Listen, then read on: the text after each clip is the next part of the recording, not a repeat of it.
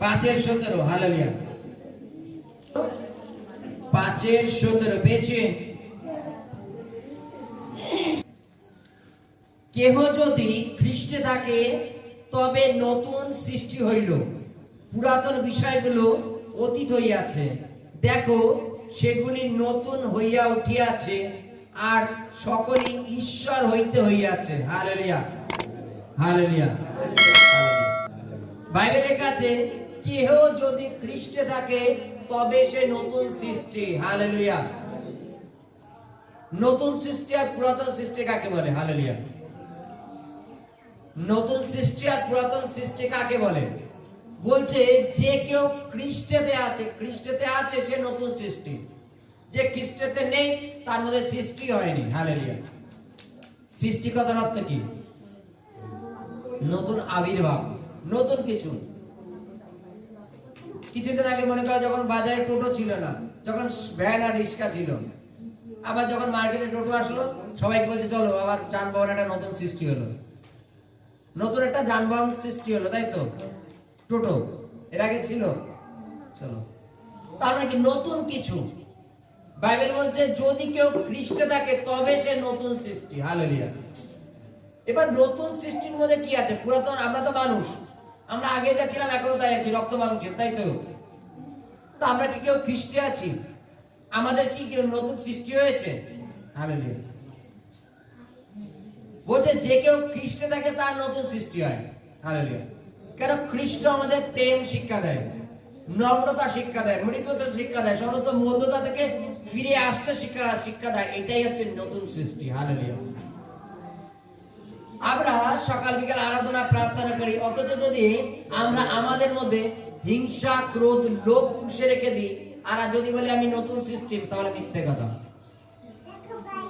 নতুন সৃষ্টি কি? বাইবেলে লেখা আছে পুরাতন জিনিস লোভ যদি করো তাহলে নতুন সৃষ্টির উৎপত্তি চালু হয়। যদি পুরাতন জিনিস লোভ নাই করলে তাহলে নতুন সৃষ্টির উৎপত্তি কি করে হবে? হালেলুয়া।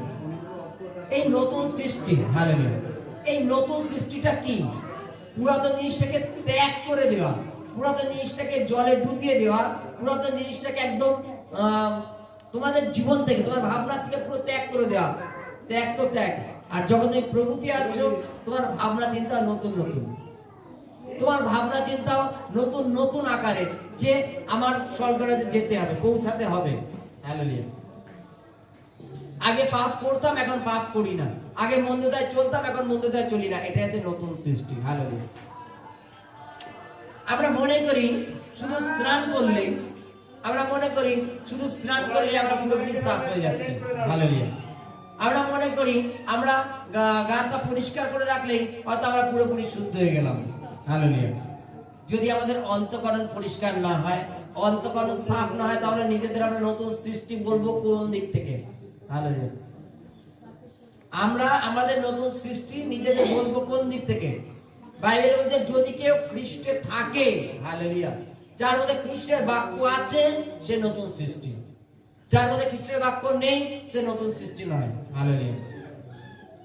ঈশ্বর যখন বারবার বলছেন আমি যেমন পবিত্র তোমরাও পবিত্র হও, পবিত্র হওয়া কথার অর্থ হচ্ছে নতুন সৃষ্টি। নিজেকে পরিবর্তন করো, জগতের অভিলাষে চলো না। আমরা প্রতিনিয়ত বলি ঈশ্বর আর কি দেবে, জগতই তো দেবে সবকিছু, নাকি? যদি এখন ভালো সম্পর্ক না করি তাহলে তো হবে না, নাকি? কিছু কিছু ক্ষেত্রে প্রত্যেকটা মানুষ মন্দতাকে কম্প্রোমাইজ করে নেয়।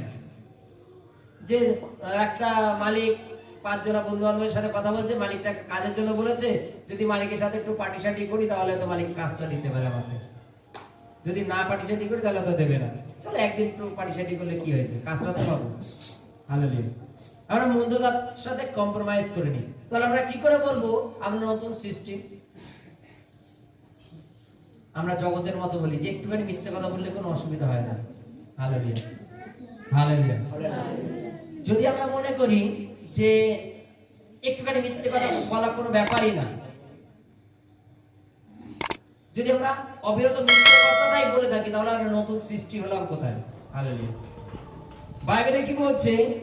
যদি কেউ খ্রিস্টে থাকে তবে সে নতুন সৃষ্টি হইল, পুরাতন বিষয়গুলো অতীত হইয়াছে। হালেলুয়া। আর সেগুলি সমস্ত ঈশ্বর হইতে হইয়াছে। হালেলুয়া। আমাদের ভাবনা চিন্তা, মন্দ ভাবনা চিন্তা আমাদের দূর করতে হবে। ঈশ্বরকে বলতে হবে, ঈশ্বর আমি তোমার কাছে ফিরে আসতে চাই। তার জন্য আমাদের ভাবনা চিন্তা সকলকে ত্যাগ করতে হবে। হালেলুয়া, জয় যিশু।